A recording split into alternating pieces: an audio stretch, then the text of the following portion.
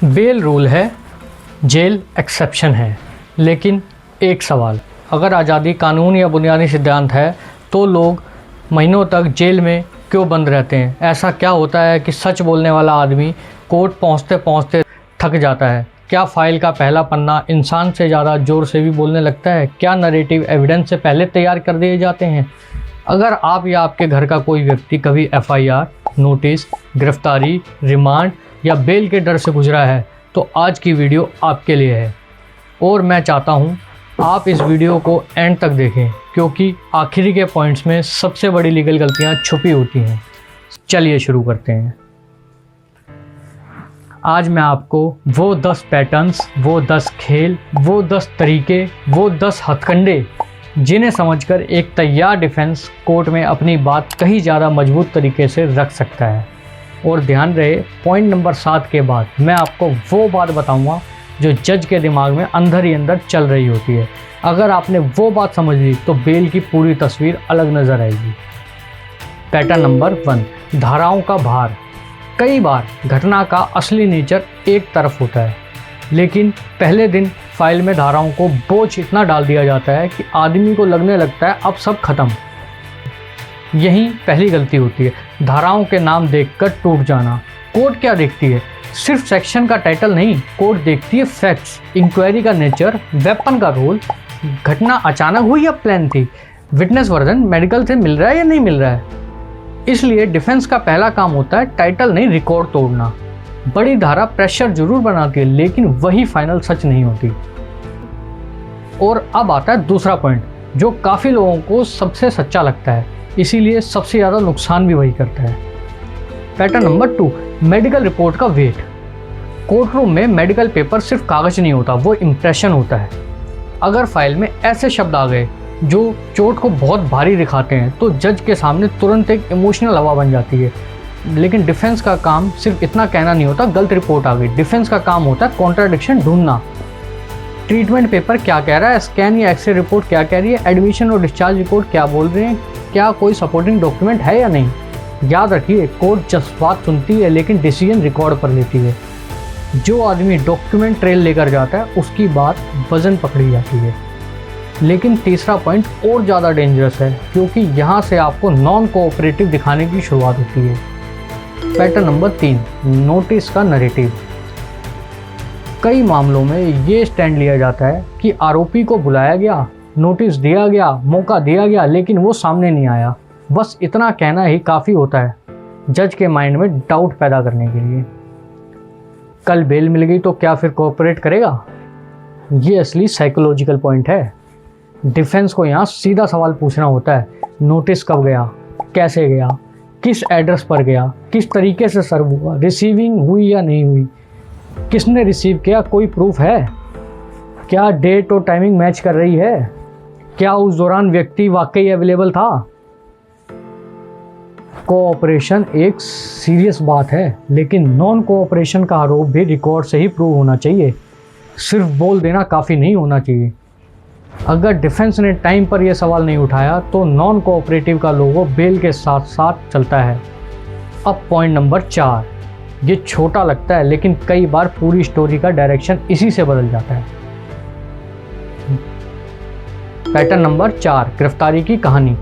कभी डिफेंस का स्टैंड होता है कि व्यक्ति अवेलेबल था, बुलाने पर आया था, प्रोसेस के अंदर था, लेकिन कागजों में ऐसी स्टोरी बन गई जैसे उसे बाहर से पकड़ा गया, छिपते हुए पकड़ा गया या भागने की कोशिश करते हुए पकड़ा गया।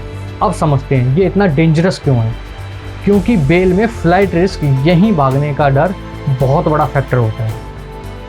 अगर पहले ही दिन फाइल ने आपको भागने वाला आदमी बना दिया तो आपको सिर्फ केस नहीं, अपनी इमेज भी बचानी पड़ती है। डिफेंस को यहाँ मूवमेंट का ट्रेल दिखाना होता है, phone record, location, CCTV, timing का मिसमैच, स्टेशन डायरी का रिकॉर्ड, जो लॉफुल मटेरियल मिल सके उसे संभालिए और वहाँ पे दिखाइए। कोर्ट को ये दिखाना होता है कि आप भाग नहीं रहे थे, आप अवेलेबल थे, आप इवेड नहीं कर रहे थे, आप प्रोसेस के अंदर थे। दोस्तों, अब तक के 4 पॉइंट से एक बात क्लियर हो गई, बेल की लड़ाई सिर्फ सच्चाई की लड़ाई नहीं होती, बेल की लड़ाई रिकॉर्ड इंप्रेशन की लड़ाई होती है। अगर आप चाहते हैं कि मैं इन 10 पॉइंट पर अलग अलग वीडियो बनाऊं, जहां मैं आपको सिर्फ वेरीफाइड मटेरियल के साथ जजमेंट का नाम, कोर्ट का नाम, रिलेवेंट सेक्शन, एक्ट और जहां पब्लिक रिकॉर्ड में अवेलेबल हो वहां पूरा रेफरेंस दे के बताऊँ। तो कमेंट में सिर्फ टैक्टिक नंबर लिखिए, tactic number 1, tactic number 2, tactic number 3, tactic number 4। जिस पॉइंट पर सबसे ज़्यादा कमेंट आएंगे अगली डिटेल वीडियो उसी पर होगी। मैं हवा में बात नहीं करूँगा, मैं रिकॉर्ड पर बात करूँगा। चलिए आगे बढ़ते हैं।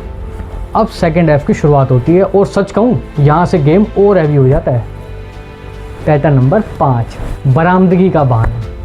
कोर्ट में कई बार ये कहा जाता है कि अभी रिकवरी बाकी है, हथियार मिलना बाकी है, फ़ोन मिलना बाकी है, पैसे का ट्रेल देखना बाकी है,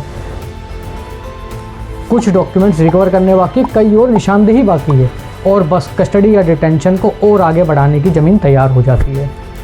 ये पॉइंट पावरफुल इसलिए होता है क्योंकि कोर्ट नेचुरली सोचती है अगर इन्वेस्टिगेशन में कुछ इंपॉर्टेंट चीज़ें अभी मिलनी बाकी है तो शायद कस्टडी ज़रूरी हो। लेकिन डिफेंस का सवाल यहाँ बहुत सिंपल है, एग्जैक्टली क्या बाकी है, किस बेसिस पर कहा जा रहा है कि बाकी है, सर्च हुआ या नहीं, सीजर मेमो है या नहीं, डिमांड वैग्यू है या स्पेसिफिक। डिफेंस को इन्वेस्टिगेशन रोकनी नहीं होती, डिफेंस को वैग्यू लाइन को चैलेंज करना होता है। लेकिन रिकवरी से भी ज़्यादा डेंजरस होता है जब आपके खिलाफ कहानी आपके मुंह से नहीं किसी और के मुंह से लिखी जाने लगे।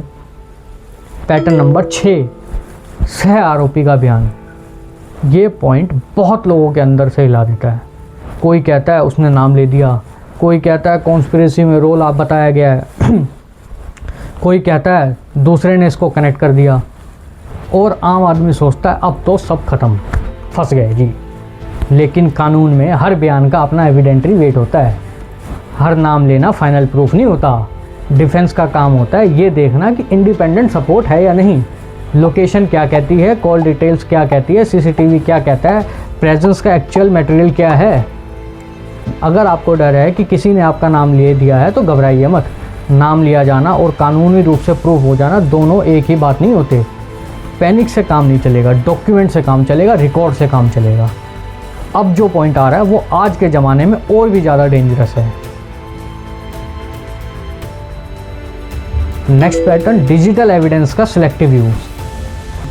आजकल फाइल में सब कुछ आ जाता है, call details, location, chat, screenshot, audio clip, social media post, email, photo. लेकिन सबसे बड़ा सवाल है क्या जो दिखाया जा रहा है वो पूरी कहानी है या कहानी का वो टुकड़ा है जो एक खास इंप्रेशन क्रिएट करता है।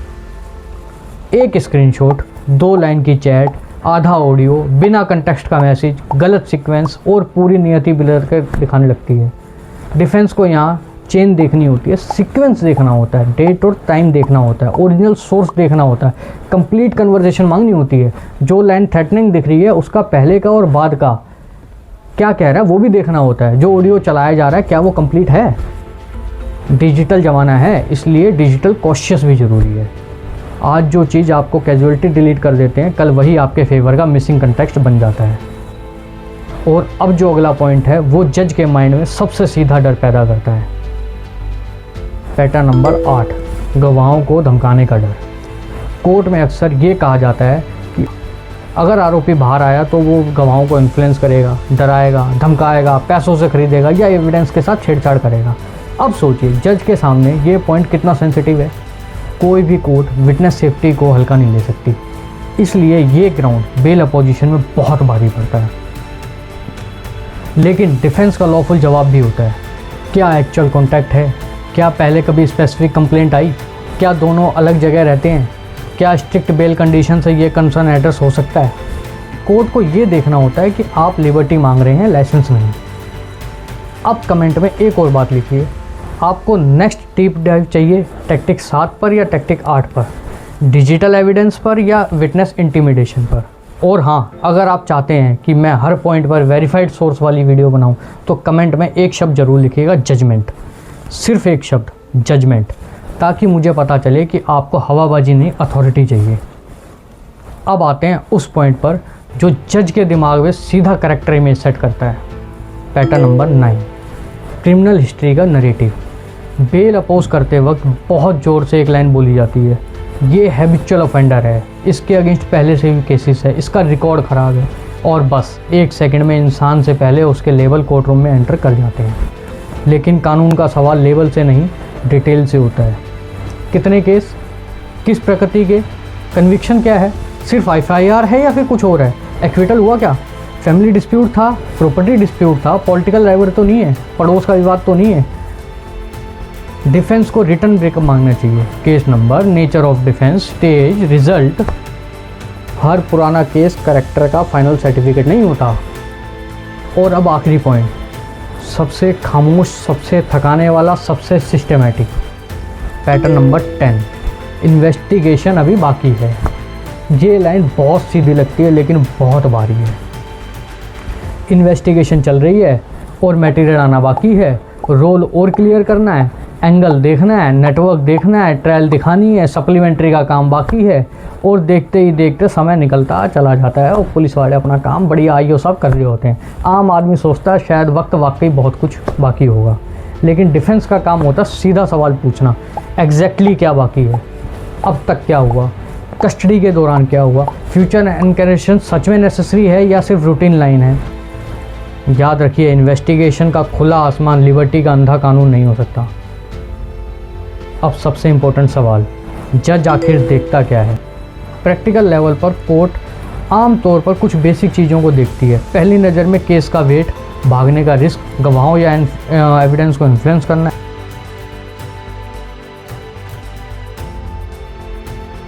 इसलिए अगर आपको लगता है कि बेल सिर्फ एप्लीकेशन फाइल कर देने का नाम है तो ये गलतफहमी है, अभी तोड़ दीजिए। बेल प्रिपरेशन का नाम है। और इन सब पॉइंट्स को कट करने का सबसे बड़ा लॉफुल डिफेंस होता है आपकी सामाजिक जड़ें।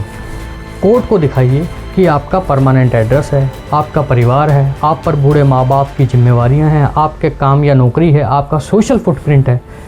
अपना एम्प्लॉयमेंट प्रूफ दिखाइए, बिजनेस प्रूफ दिखाइए, रेंट एग्रीमेंट, प्रॉपर्टी पेपर या वो आप दिखाइए। कोर्ट को ये देखना होता है कि आप हवा में नहीं उड़ने वाले आदमी हैं। आपकी ज़मीन है, आपका घर है, आपकी जिम्मेवारी है, आपका वजूद रिकॉर्ड पर है।